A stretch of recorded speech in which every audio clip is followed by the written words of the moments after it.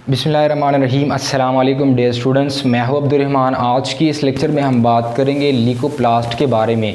इससे पहले कि हमने बात की थी क्लोरोप्लास्ट की, और इससे जो पहली वाली लेक्चर थी वो प्लास्टिड पर मुश्तमिल थी। तो ये जो प्लास्टिड है उसके मुख्तलिफ अक़साम हैं। तो इससे पहले जो क्लोरोप्लास्ट हमने पढ़ा, और आज ये जो ल्यूकोप्लास्ट हम पढ़ रहे हैं, तो ये हमारे पास प्लास्टिड की अक़साम है। तो अब बात करते हैं ल्यूकोप्लास्ट की कि ल्यूकोप्लास्ट वो क्या होता है, कहाँ पर ये मौजूद होता है, और इसके फंक्शन की हम इस लेक्चर के अंदर हम बात करेंगे। इसके अलावा ल्यूकोप्लास्ट की कौन कौन अक़साम है वो भी हम इस लेक्चर में हम सीखेंगे। तो सबसे पहले बात करते हैं उसके मीनिंग की। सबसे पहले ल्यूको का मतलब होता है वाइट या कलरलेस, ठीक है। इसका मतलब है वाइट या कलरलेस। और प्लास्ट का मतलब होता है लिविंग, यानी ये ऐसे सेल्स होते हैं जो कि कलरलेस होते हैं और ये लिविंग होते हैं, ठीक है। ल्यूकोप्लास्ट की जो डिफिनीशन है वो हम यूँ कर सकते हैं, leucoplast is the type of plastid. ये प्लास्टिड की एक टाइप है, जिसे इससे पहले क्लोरोप्लास्ट की मैंने बात की थी। तो इसी तरह ये जो क्लोरोप्लास्ट है, बिल्कुल क्लोरोप्लास्ट की तरह ये भी एक प्लास्टिड की एक किस्म है, विच इज़ कलरलेस, ठीक है। कलरलेस है।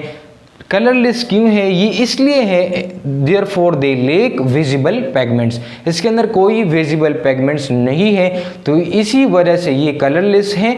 और ये कलरलेस होने के साथ साथ लिविंग है, यानी ये प्लास्ट सेल हैं, ठीक है। और प्लास्ट सेल हमारे पास वो लिविंग सेल्स होते हैं, ठीक है।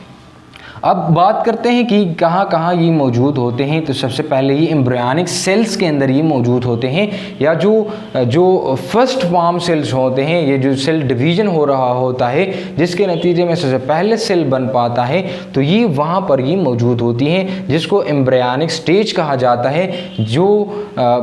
तो ये जो ल्यूकोप्लास्ट होते हैं ये एम्ब्रियोनिक स्टेज में भी मौजूद होते हैं, ठीक है। इसके अलावा जर्म सेल्स में भी मौजूद होते हैं, जैसे स्पर्म्स हो गया, ठीक है, तो ये उसमें भी मौजूद होते हैं। इसके अलावा ये मेरिस्टेमेटिक रीजन में मौजूद होते हैं। मेरिस्टेमेटिक रीजन वो रीजन होते हैं या वो सेल्स होते हैं जिसमें सेल डिवीजन की एबिलिटी वो मौजूद हों। फॉर एग्जांपल अगर एक सेल है तो ये 1 से 2 में जो है डिवाइड होते हैं, ठीक है, और फिर 2 से 4 और इस तरह ये इसके अंदर जो है डिवीज़न वो हो रही होती हैं। तो इसके नतीजे में जो है सेल्स की तादाद इंक्रीज़ होती हैं, और जिसको ग्रोथ कहा जाता है, ठीक है। तो इसी वजह से उसके लेंथ और विड्थ में भी इजाफा होता है। तो वो तमाम रीजन जो जिसके अंदर ये एबिलिटी मौजूद हो कि वो 1 सेल 2 में डिवाइड हो और 2 4 में, और इसी तरह उसके लेंथ और विड्थ में भी इजाफा हो रहा हो, तो ये उन तमाम रीजन में ये ल्यूकोप्लास्ट जो है मौजूद होते हैं।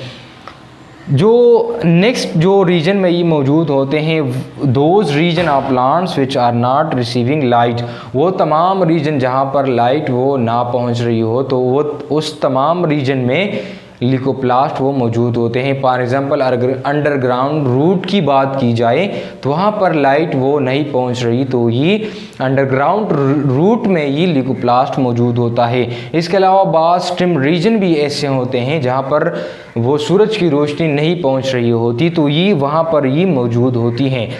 तो सबसे पहले हमने क्या पढ़ा? हमने पढ़ा कि कलरलेस हैं। इसके बाद हमने पढ़ा कि ये विजिबल पिगमेंट्स ना होने की वजह से ये कलरलेस है, एम्ब्रियोनिक स्टेज में ही मौजूद होते हैं, जर्म सेल्स में पाए जाते हैं, मेरिस्टेमेटिक रीजन में भी मौजूद होते हैं, और those region of plants which are not receiving light, तो वहाँ पर भी ये मौजूद होते हैं।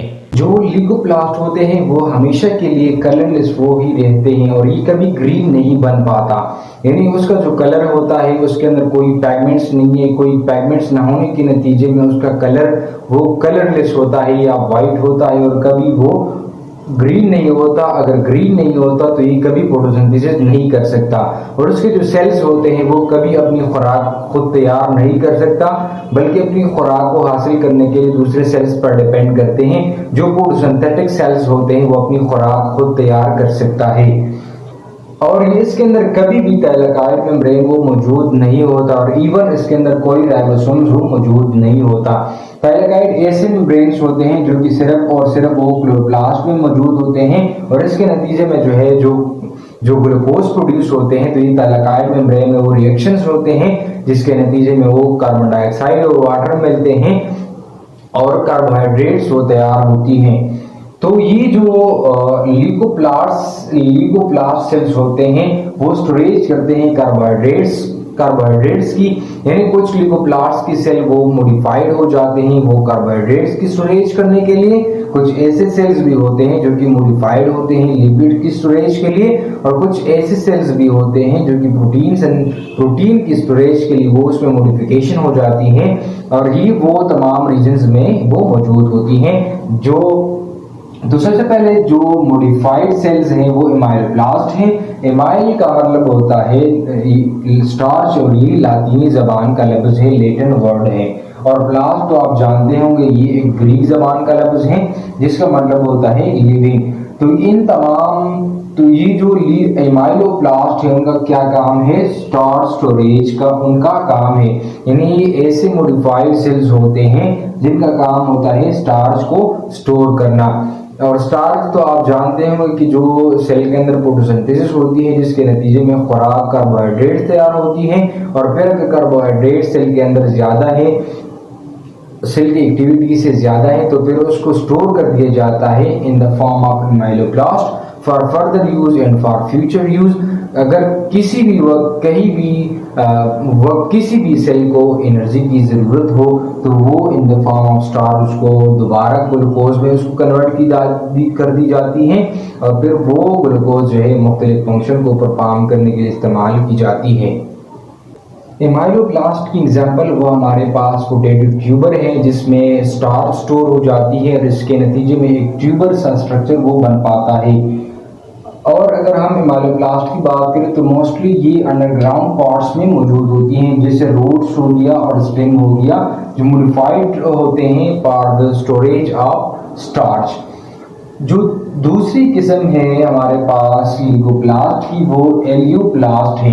तो एलियोप्लास्ट स्टोरेज करता है लिपिड्स की, ऑयल्स की वो स्टोरेज करते हैं, यानी ये ऐसे मॉडिफाइड सेल होते हैं जिसमें लिपिड्स और या ऑयल्स वो स्टोर होते हैं। और ये कहाँ पर मोस्टली अकरिंग इन सीड्स और मोनोकोटिलिडन्स एंड डाइकोटिलिडन, ये मोस्टली यहाँ पर ही मौजूद होती हैं। जो आखिरी उनकी किस्म है वो प्रोटीनियोप्लास्ट है। तो प्रोटीनियोप्लास्ट जैसे उसके नाम से जाहिर है कि ये प्रोटीन की स्टोरेज वो करता है, यानी ये प्रोटीन स्टोरिंग प्लास्टिड है। तो ये था ल्यूकोप्लास्ट की अकसाम जिसमें हमारे पास एमाइलोब्लास्ट था, एलियोप्लास्ट था और प्रोटीनियोप्लास्ट था।